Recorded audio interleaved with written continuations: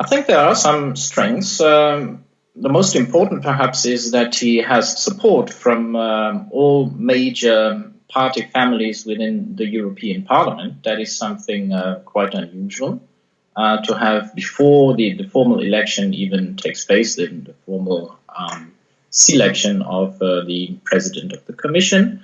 Also, he speaks not only English, but also French and German. That should help him communicate his views. And also politically speaking, he represents many different kinds of policies. You can say he's a rather left-wing conservative, or he's also a little bit green and liberal. So in a way, he's a middle-of-the-road politician.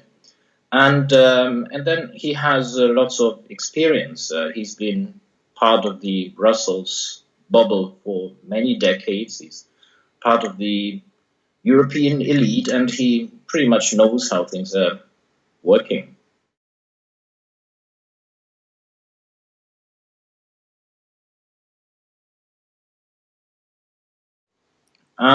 Perhaps the last strength could also be a drawback, because he's considered to be, representative of old Europe, of the European status quo, as an old-style European federalist, and not exactly a reformer. Someone new, someone with new ideas, someone who would also echo the demands for less Europe in some areas and more subsidiarity.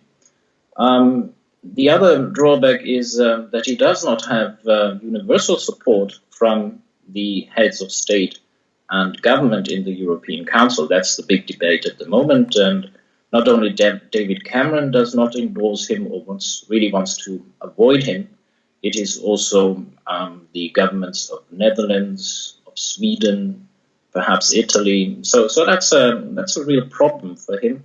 And you could also not really say that he has a political mandate coming out of the European elections. If you look at the election results, turnout was only 43%, and of these 43%, 28% voted for his party family, and even within his party family, there are some that never endorsed him. So in a way, it is not a huge, support for Juncker coming out of these elections. And finally, I think if Juncker were elected, this could further boost Euroscepticism in many countries. And above all, it will make it rather difficult for David Cameron when it comes to the referendum on whether the UK should stay in the EU to win that referendum, in the sense that people would rather stay than leave.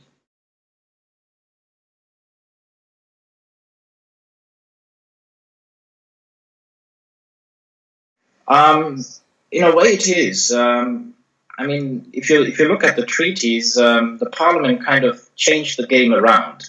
They say we now propose the candidate for European Commission presidency, whereas in the treaties it is clearly the heads of state that make the proposals, and the European Parliament can veto it.